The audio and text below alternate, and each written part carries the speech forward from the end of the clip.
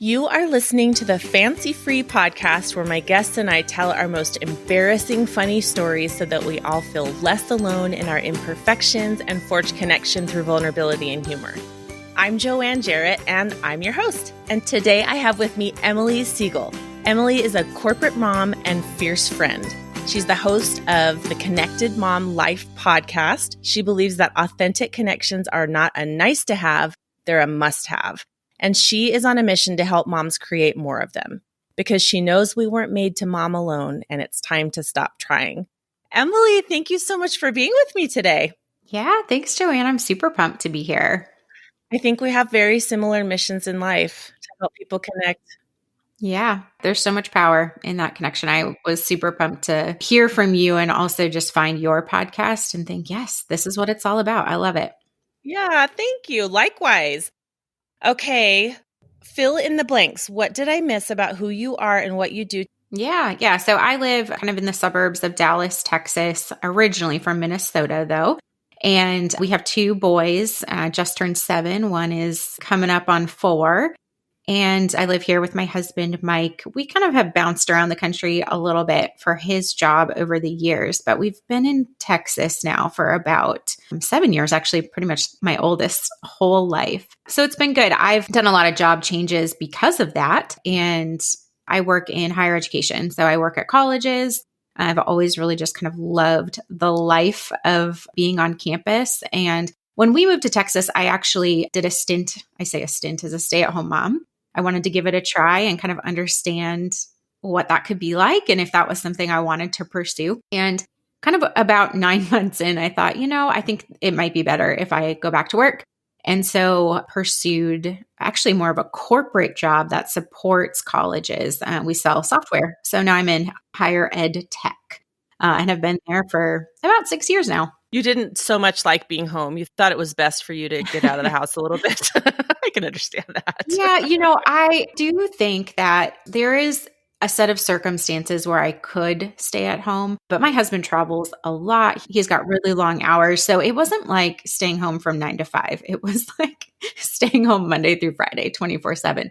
Having no help, basically. Yeah. And I was like, you know what? A job would actually give me a break. So that is really kind of why I pursued that. I had a lot of conditions, before going back. I was going to refuse to travel and I had to work from home a certain amount. And it, snowballed from there. And then I turned into like signing up for all the travel. I'm like, no, take me. I'll get on an airplane. I got to get out of here. I need the rest. Yeah. Hotel, yes. Sign me up. Yeah. So it changed. But yeah, I have mad respect for working moms, for stay-at-home moms. I think they're both their own level of hard. Yeah. I think I've ultimately found what's working for us for now, but am open to always rethinking that based on the different seasons. You have to always reevaluate, don't you? Because things change. They always change. Yep, for sure. Alrighty, let's get to know you a little bit better. What was your first job? Oh, I worked at JCPenney in the men's department. And I loved it. Really? I had so much pride in like getting people through the line really efficiently. Nice. Yeah. I pictured you, as a stylist and I like, men's fashion is a big hole in my skill set. My husband will be like, what should I wear? And I'm like, and I like fashion. So it's weird. So I was about to respect the fact that you could put a male outfit together, but you were more on the register. I was. And that was like my in because I really wanted to work in the juniors department because there you could wear jeans to work and scope out the good sales for the clothes I would actually buy. So eventually I moved my way over there. You did. Nice. Yes. Got to have goals in life. Yep. Goals, big goals. Yep. It's baby steps. What's the weirdest thing in your purse? Post-it notes. Oh. Yeah. I probably have some work to do in therapy around this, but I really just need to have the ability to write something down at a moment's notice. And your phone's not good enough, huh? My phone is not good enough. You like to physically write it down. Okay. Well, yeah, but actually I do write it in my phone. The funny thing is I don't use these Post-it notes, but I can't take them out because it makes me feel better knowing they're there. So someone's got to unpack that. We may need to start a pathological Post-it note carrier club because I have the same thing. Every time I go to clean out my purse, I'm like, why is this sucker so heavy and clothes and blah, blah, blah.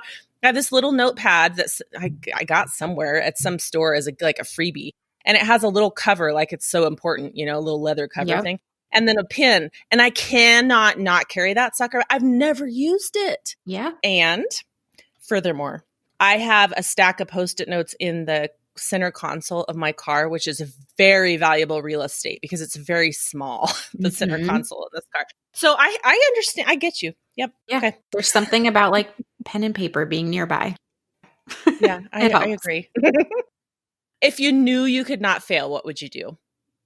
Oh, I would be a Broadway actress. Yeah. Musicals. I love musicals. I love to sing and perform. And have you done that like in high school or at community theaters? Yeah, only growing up. And so I always think, gosh, could I get back into community theater? I think it would be so fun. But right now, this season is not super conducive for it.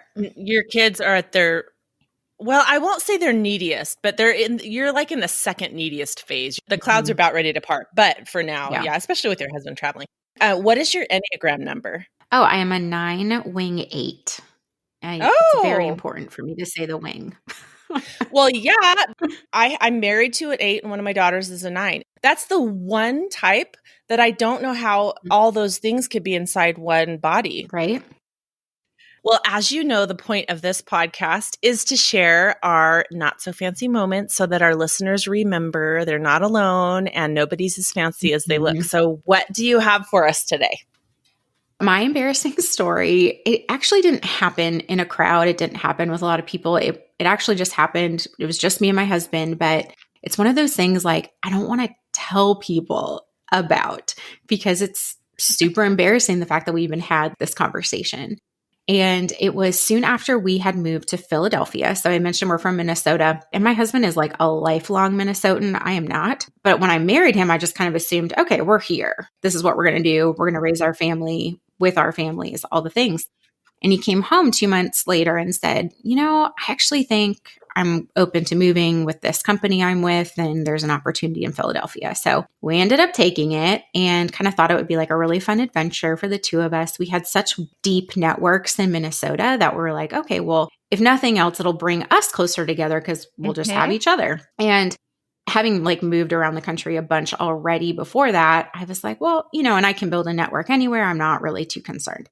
So we moved to Philadelphia and, we're like trying to make friends. It's not really going great. It's just kind of confusing in general because I had not had this problem before. I mean, it was fun. Like it did bring us closer together. It was an adventure. And what we ended up doing a lot in our evenings was we watched How I Met Your Mother, that show. That was like our time. That was like what we did. We sat on the couch, watched How I Met Your Mother and kind of like zoned out to our How I Met Your Mother friends. And one of the great things about living in Philly is that you can just like pop up to New York City. And we were planning this trip to go up one weekend and we were like, okay, what should we do? Where should we go? And at one point I was like, oh, maybe we'll run into Lily and Marshall, which are our best friends. Our best friends. Yeah. 2 characters from How I Met Your Mother that are fictional. They don't exist. But I like legit was like, oh, maybe that can happen. I was even like, let's go to that bar where they hang out. And why not? Both of us were like, oh yeah, that's not going to work. But even he at first was like, oh yeah, that'd be fun. Well, wait, that's not real. Yeah. And it like took us both a second to be like, oh my gosh, like our best friends right now are 5 TV show characters that we've been hanging out with. And that's probably like a little bit of a cry for help here. So that was kind of like a turning point for both of us of like, okay, we're in this new city. Yes, it's great that we have become closer to each other, but we're probably not enough totally and are going to have to expand this and figure this out and figure out kind of why it's not working. So it was really kind of a critical moment for me and turning point and really kind of like helping me figure out what does friendship look like in adulthood? How do you even make friends as an adult when you don't have a kid, when you don't have a dog? We were just like flying blind as to how to do this. Yeah, Lily and Marshall and How I Met Your Mother was kind of what helped us realize, we had a problem on our hands that we needed to deal with. Oh, that's so cute. I love that. There's something really strange about that age group because you're done with school and you're done with all your training, right? So that's how you used to make friends. Mm-hmm. And then fast forward to when you have little kids, then you're making your mom friends and your dad friends. And then there's an awkward period between when you're in school and when you have kids. And then there's another one when your kids kind of grow up. And you address that some on your podcast, and I am in the middle of listening to that episode, how to get past the awkwardness. I just love that because I never thought about it the way you brought that up, and it is so true. It's a really funny time. You know, I guess you could fill it with your work people, but it just kind of depends on what you do, because you don't necessarily have a peer group at work. Yeah. Or they aren't necessarily the people that you would choose to hang out with. So yeah. Sorry you had imaginary friends. Sorry you had to resort to that. Yes. Yeah. I mean, I did have a job. The hard part was we were like an hour commute from the city. It just was like not convenient to hang out with people from work. And it was also a little bit of a pretty jarring experience too. I had grown up, I say, in, kind of like a small private institutions and worked for one in Minnesota. And then I moved to a really large university that was just wildly different. And so I was also just dealing with some culture shock there too.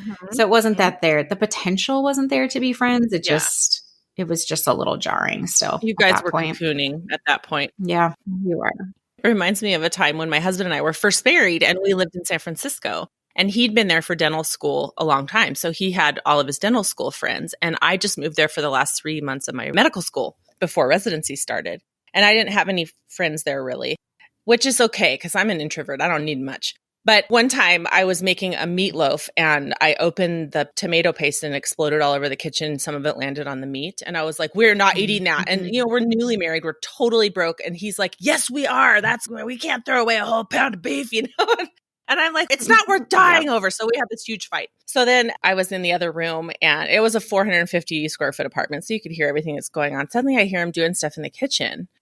And I'm like, what are you doing? And he's like, oh, I'm making dinner. He made chocolate chip cookies for dinner. I'm a total sweet tooth. And it was such an olive branch. Yeah. But then the next day I was like, I don't have anybody to tell the chocolate chip cookie story to. I'm going to have to call my Reno friends and tell them about this because I don't know anyone here well enough.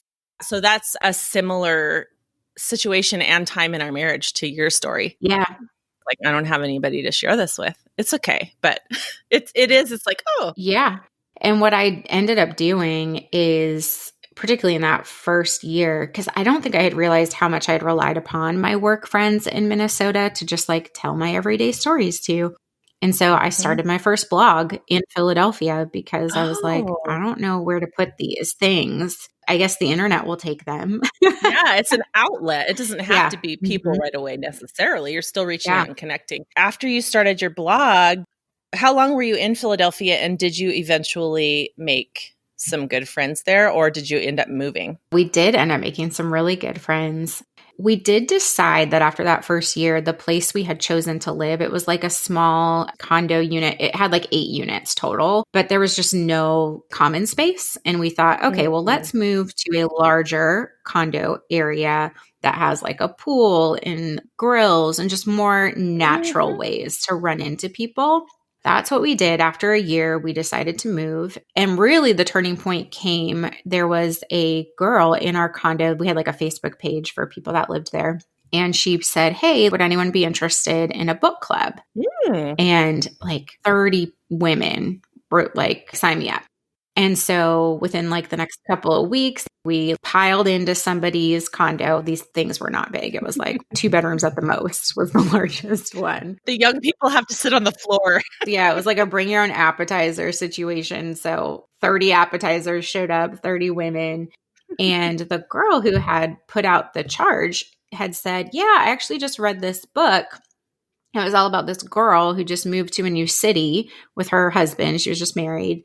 And she was looking for her new best friend in that city because all of her best friends lived somewhere else. And so she went on 52 friend dates over the course of a year in the search of her best friend. And she wrote this book basically about that experience and what she learned about friendship and adulthood at that time. And so we thought, okay, let's have that be our first book because there's 30 of us in this room saying that we want to know our neighbors, we want engagement with them, we want meaningful interactions. And so that book was really a turning point for me, because what I realized that I had been doing that I didn't know until that point was Philly was kind of like a town where like everybody was from there. They all seemed to have these like established networks. And so I was going into every interaction assuming that people were set on friends and that they didn't have space for me. They were just being kind, when we were chatting. I don't think I realized that that was kind of what I was bringing to those interactions. And so that book really helped me kind of shift that.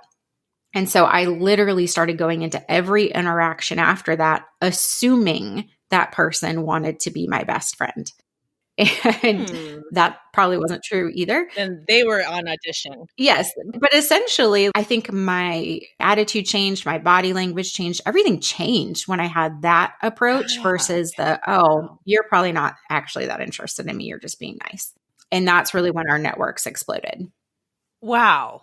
That is fascinating. And since then, I've found, some other books on friendship that are awesome too. But I loved the memoir approach. For me, it was very relatable in that season of like, yes, I am married. I am in this city where I know no one. And it's not that I don't have friends. I just don't have friends here. Right. And I don't know how to make that happen. So that was really helpful, kind of validating some of the feelings I was having, but then also kind of giving me the kick in the pants to be like, yeah, but people actually want connection. Look at this room of women that you were sitting with, that you had assumed walking by them in the halls that they were good. Like they have friends here in Philly. They've lived here their whole life, but yet they're still showing up saying, I want to know my neighbors. I want to be friends with the people I live near. I still have space I still have space. Yeah. And so that was really, really helpful for me to see and kind of have that visual of like, oh, I've been making some assumptions that are not correct here.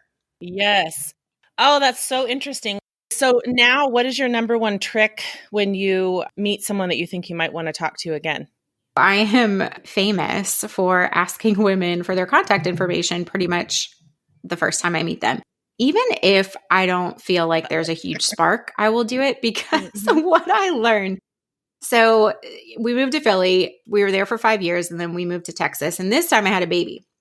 And I was like, okay, this is going to be easier this time because I've got a kid. And that is just more of kind of like a natural inroads to some mom groups and all of that. And there were actually a lot of hard things about that, but we'll set that aside for a moment. We landed in Texas. We were going to close on our new home in like a week. And so we lived in this extended stay hotel for the week with our baby and 2 cats. And my husband went to work and I was like, well, I've got to make friends because I'm now a stay-at-home mom. And so I want to see people and this is how it's going to happen. And so I hopped on Meetup and I saw the next day that there was these moms meeting up at a park to go walk. And I was like, okay, I'm going to go. Wow. It ended up being super windy. And like at the last minute, the girl who was hosting the walk was like, hey, do you guys just want to come to my house? At that point, we all had like 4-month-olds. So it was just like babies. And I was like, okay, sure. Yep. I'll go to your house. And they were all just like, wait, what? You landed here like 2 days ago and like you're in a hotel right now and you came to this? And I'm like, yeah, I don't have time to waste. I'm hitting the ground running. I'm hitting the ground running. And, I've never directly been in sales. I've always kind of supported it in my corporate jobs and even in higher ed, being in admissions. And I know how it works. It's like you got to kiss a lot of frogs before you find your prince. So when I meet a mom that has a kid within 2 years of mine, and we had a conversation and they seem to live nearby, I will say, hey, it was like good talking to you. Do you want to exchange numbers? I can let you know the next time I'm coming to this park. It's always kind of more fun to meet up, when there's other kids here. And so that is like my go-to line. I ask it of almost every mom that I meet, even if there wasn't like a deep connection, because that's too much pressure to put on a first encounter. Maybe something will happen. Maybe something won't. But I'm like, well, if I don't have her number, I'll never know.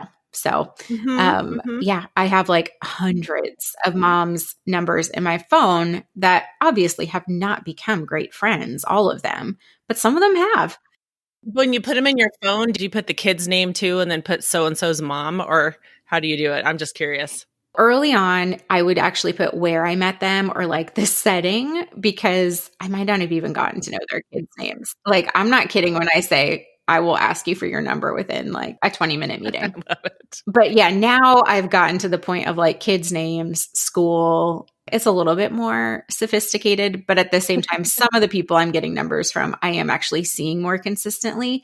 But in those like little years, you are not destined to run into people again at a park or even at the You're pool. right. And so I had to like get scrappy.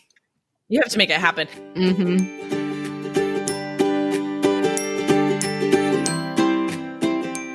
Remember to check out Shelfie Shop, Shelfieshoppe.com. You guys, my original batch of women's loungewear with a built-in shelf bra support sold so quickly that inventory is super low, but I'm getting another batch in about 3 weeks. I have a feeling it's going to go really fast too. Right now at shelfieshop.com, if you pull up the style, color, and size that you want and it's not in stock, you can click the button, email me when it's back in stock. Those emails are going to go out as soon as I'm able to log the new inventory, and then I have a feeling it'll be a bit of a hustle to get your hands on your shelfies before they're gone again. And I'm having so much fun designing the cold weather line. You guys, we're going to have some custom prints made for sweatshirts and such. It is going to be so cute and so cozy, and I just can't wait. Use the code FANCYFREE for free shipping. Do you have a quick life hack that you think the listeners would like? Oh my gosh, I have so many, and they're all written down here on my Post-it note. Wow, look at you go. See, you used your Post-it. I used my Post. I only have one Post-it note next to me. Normally I have 4, so I am a little stressed about that, but the one will do. Minimalism. From a friendship perspective, my life hack is I always look for moms that are kind of like looking for connection as well. And I kind of like automate it on my calendar because the hard part for me about friendship and motherhood is all the planning that comes along with it that I didn't realize, at first. I was like, oh my gosh, it takes us like a month to get a mom's night out on the calendar between all of our like coordinations of our husbands and partners. And I'm just like, this is too hard. Totally. And so one of my hacks is just to set a recurring friend time. So for me, I've done every Wednesday was like mom's night at my house. Right now, I've got like every other Thursday with another group of moms. I've got every other Wednesday weeknight dinners with one family that we've been bubbling up with. Take away the planning, set it once, smart, and just like yes, move it as you need to.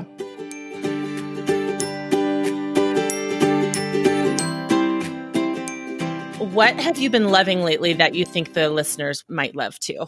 So I actually just finished a book that has not released yet. I got kind of an advanced copy, which is super fun, by Tremaine. It's her first book called Share Your Stuff, I'll Go First. And I love it. I love that title. I know, right? Oh, I love the title. Yeah. But yeah, I think it should be the book club book of the year. I think it is going to transform our connections with each other for anyone that reads it. It gives you just such permission to have some really interesting conversations, to tell some stories that maybe you haven't told yet, kind of doing what you're doing here, giving people an outlet to talk about things that they wouldn't normally talk about. Yeah, I'm loving it. I'm super excited for it to come into the world and for what it's going to do for all of us that read it.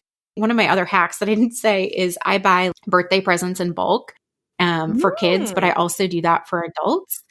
And my favorite book last year was The Lazy Genius Way. It's just about like life hacking your whole life, basically. Oh, and it was what I gave out like candy all year. So I think this is going to be my book that I just order like 10 copies of and just hand them out on different, like on birthdays or Christmas.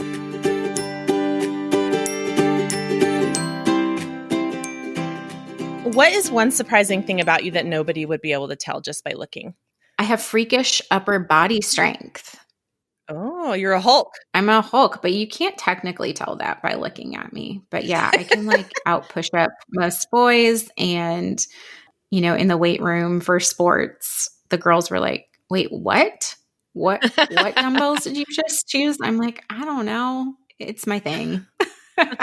Wow. How did that happen? Is that just a natural thing for you, or did you develop It's that by totally doing sports natural. as a kid? No, Okay, it's I've crazy. I've done no development here. It doesn't even matter if I'm not working out. Like, it's a joke between my husband. Wow. He'll always even look at like other people and be like, I mean, it's freakish. Yeah. Like, yep, she can do it. That's so awesome.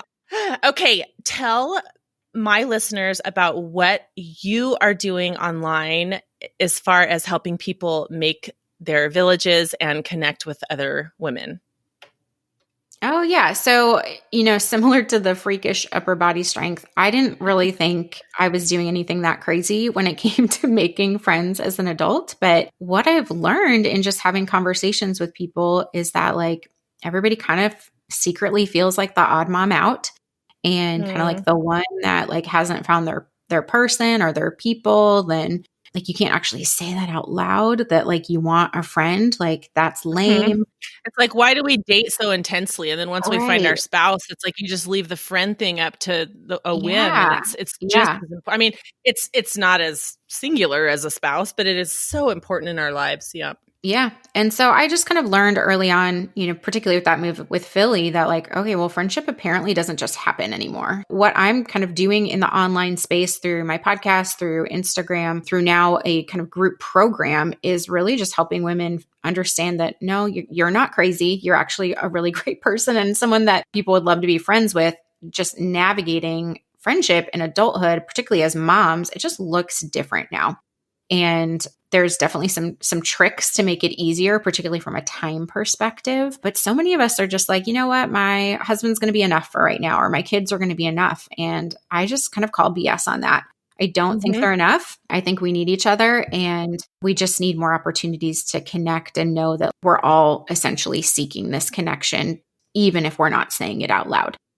Yeah. And here's the thing, I think if you just have to be self-sacrificial, I think it is better for your kids and your husband that you have friends too. Yeah, absolutely. I am a better mom when I've had some time away. And also, like, that time away has been meaningful and like life-giving to me. Or when you can send up a red flag like, hey, I'm stuck in Yes. the ER with my mom. Can somebody go pick my kid up from half-day kindergarten or something, Yeah. And one of the most stressful things about moving to Texas with a baby was they were like, who is your emergency contact? And I'm like, does a grandparent in Minnesota count? Oh, yeah. Like that's just kind of the space that you're in when you move to a new city. And so I'm like, I'm not on a mission to find like surface level friends. I'm on a mission to find friends that I can turn into emergency contacts. Right. This last fall, I launched the Fierce Friends program, and it's just a small group program where other moms, we come together and we kind of walk through some different pillars around adult friendship, how to make mom friends, everything from like the tricks our minds tell us to just kind of like those tangible, practical ways to like, okay, well, how do I walk up to a group of moms that are in a circle and have it not be weird? So kind of normalizing all of that and giving people the tools to do those types of things. But it all starts kind of with that head game of, oh, like it's actually okay to walk up to that circle. They're not trying to be exclusive. The feedback from the first group of moms was amazing. And I'm super pumped. I'm going to relaunch the program again this spring, probably a couple times, because I do like to keep it small because the community we build in there alone is really life-giving. Awesome. I love it. Tell them exactly how to find that. The best place is to go to my website, theconnectedmomlife.com. You'll find the podcast, you'll find the Fierce Friends program, and you'll find kind of all my freebies too around navigating friendship and motherhood. I love it. And how can they find you on Instagram and Facebook? Oh, same. The Connected Mom Life. And we have got like a, private Facebook community too, where you can ask all your questions that you don't want to put out there to the whole world as well. Yes. Your private little slice of the internet. That's what I say about the Fancy Free group too. It's like, oh, we just talked all about bras yesterday on the Fancy Free group. Who takes off their bra right when they get home? And what do you do? And oh my gosh, so much fun. So fun. Oh, Emily, this was so great. I love talking to you. I think I could talk to you all day. Thank you so much for being with me today. Yeah, thanks for having me. It was super fun.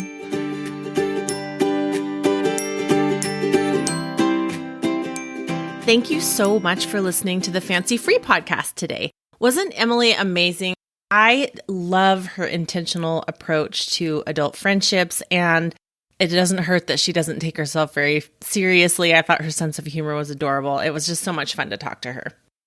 Make sure you check out the show notes for today's episode at fancyfreepodcast.com/episode 97 to get all the links that we discussed today.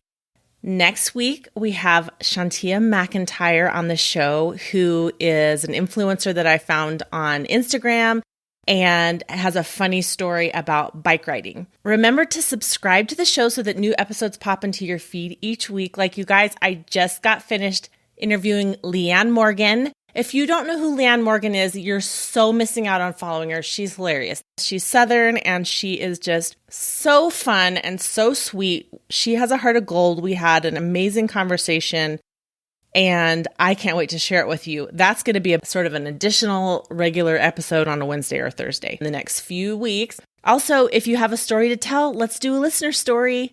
Go to fancyfreepodcast.com, click the red button, record a voice memo. I'll clean it up on my end, and then we'll feature you in listener stories. If you want more connection, laughter, and sharing, join the Fancy Free Facebook group. The question of the week this week is, has it been hard for you to make friends as an adult?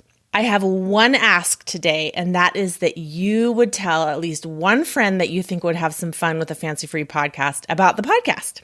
Have a great week, and remember, no one is as fancy as they look.